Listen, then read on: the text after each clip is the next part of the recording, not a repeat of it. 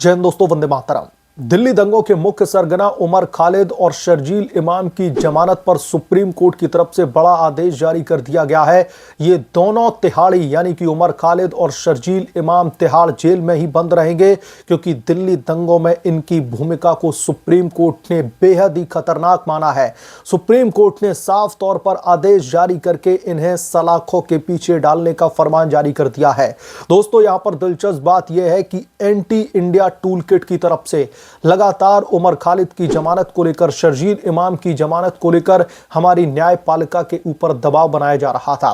लगातार विदेशी ताकतों के जरिए सुप्रीम कोर्ट पर दबाव बनाया जा रहा था फैसले से पहले कि उमर खालिद और शर्जील इमाम को जमानत पर रिहा किया जाए, उनके मौलिक अधिकारों का हनन न किया जाए। कपिल सिब्बल, सिद्धार्थ दवे, सिद्धार्थ लूथरा, अभिषेक मनु सिंघवी जैसे महंगे महंगे वकीलों की ब्रिगेड लगातार इन्हें डिफेंड कर रही थी और कपिल सिब्बल समेत इन तमाम वकीलों को आज उम्मीद थी कि सुप्रीम कोर्ट की तरफ से फैसला इनके हक में आएगा।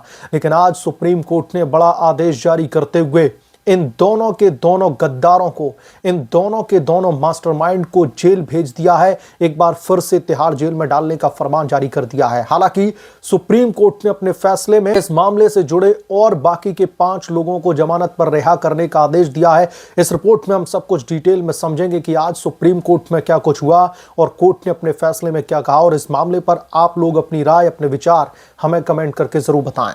आज सुप्रीम कोर्ट में दोस्तों जैसे ही सुनवाई शुरू होती है, उम्मीद की एक किरण थी उमर खालिद और शर्जील इमाम को, क्योंकि विदेशी ताकतों के जरिए, एंटी इंडिया टूल किट के जरिए जो दबाव बनाया गया था न्यायपालिका पर, इन लोगों को लग रहा था कि इसका कुछ तो असर होगा, इन्हें कुछ तो राहत मिलेगी। लेकिन सुप्रीम कोर्ट ने इनकी उम्मीदों के ठीक उलट फैसला सुनाया।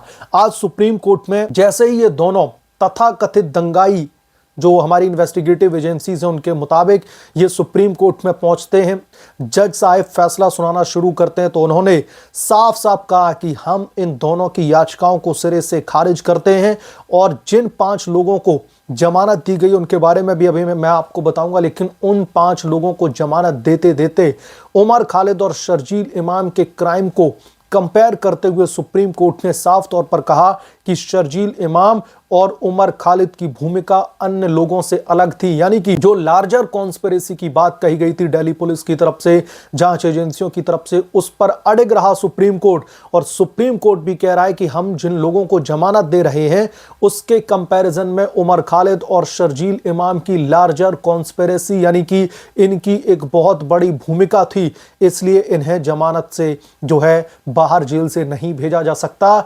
ये छठे हुए अपराधी हैं, इनको जेल में रखना ही मुनासिब होगा। इतना ही नहीं दोस्तों, जो जांच एजेंसियों की तरफ से, खासतौर पर दिल्ली की पुलिस की तरफ से सुप्रीम कोर्ट में यह बताया गया था कि उमर खालिद और शर्जील इमाम ने कैसे सुनियोजित तरीके से दिल्ली की सत्ता को उखाड़ फेंकने के लिए यह लार्जर कॉन्स्पिरेसी रची थी, और उस पर भी स्टिक रही है सुप्रीम कोर्ट।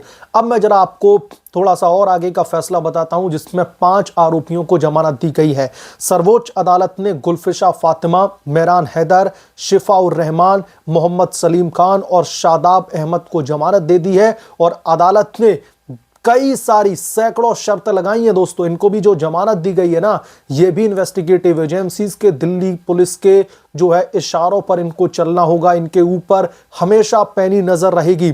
अदालत ने कहा है कि इन अभियुक्तों को जमानत दिए जाने से उनके खिलाफ में लगाए गए आरोपों में किसी प्रकार की ढील या फिर कमजोरी नहीं मानी जाएगी।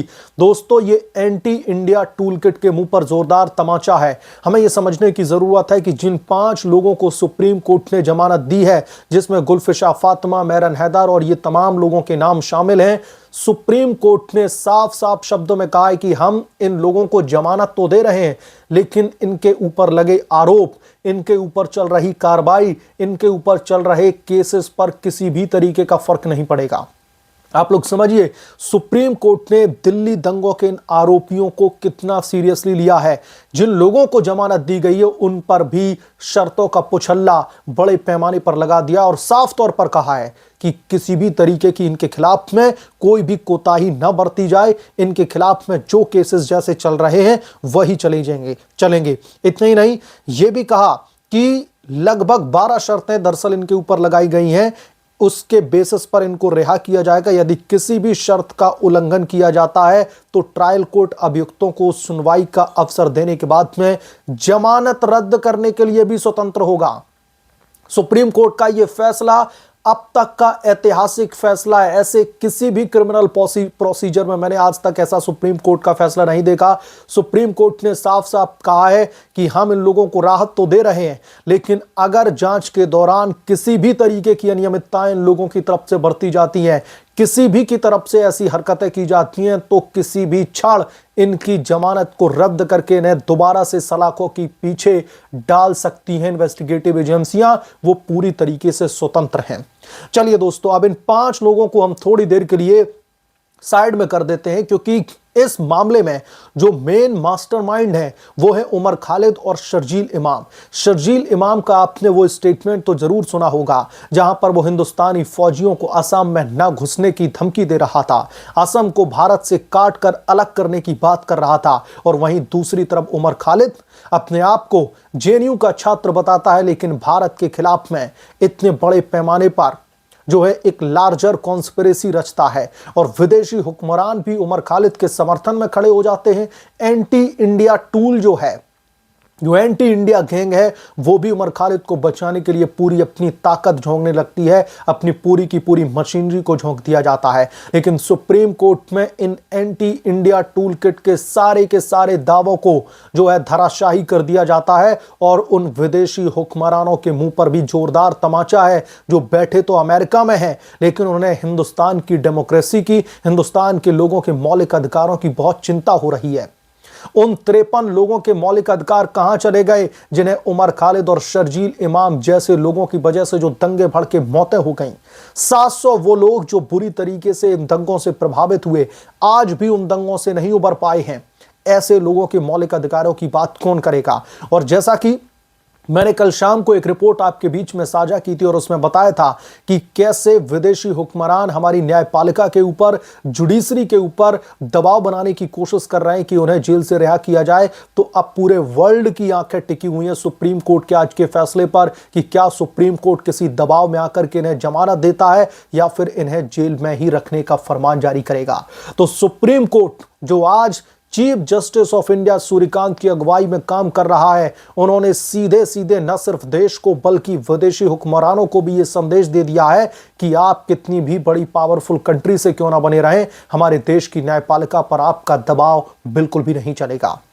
और राजदूतों की तरफ से भी एक कड़ा संदेश दिया गया है। तो आज सुप्रीम कोर्ट के इस फैसले के बाद में अब लुटियंस दिल्ली में मातम पसरा हुआ है, खास तौर पर उन दंगे परस्त लोगों के बीच में, उन एंटी इंडिया जो टूल किट है उनके बीच में, जिन्होंने पूरी की पूरी मशीनरी को झोंक दिया था, महंगे महंगे वकीलों की ब्रिगेड को खड़ा कर दिया था उमर खालिद के लिए। कपिल सिब्बल, सिद्धार्थ लूथरा, अभिषेक मनु सिंघवी, ये वो वकील हैं जो केस अपने हाथ में ले लें तो उस केस को जिता करके ही माने। लेकिन सुप्रीम कोर्ट में इन्हें भी बहुत बड़ा झटका आज लगा है। कपिल सिब्बल से लेकर के ये बड़े बड़े वकीलों की तमाम दलीलें पूरी तरीके से दोस्तों सुप्रीम कोर्ट में धराशाही हो गई हैं। बहरहाल जो सुप्रीम कोर्ट ने बड़ा आदेश जारी करके उन तमाम दंगाई पीड़ितों को आज जो जस्टिस दिया है और उमर खालिद और शर्जील इमाम को तिहाड़ वापस भेजने का फरमान भेज दिया है, इस पर आप क्या सोचते हैं? आपकी क्या राय है? हमें कमेंट करके जरूर बताएं। जल्द मिलूंगा किस दूसरे बड़े अपडेट के साथ में, तब तक के लिए धन्यवाद। अगर आप लोग चैनल पर नए हैं तो प्लीज चैनल को सब्सक्राइब करें, साइड बने बेल आइकन को जरूर प्रेस करें ताकि जब भी मैं कोई बड़ी खबर लेकर आऊं तो इसकी जानकारी सबसे पहले आपको मिले।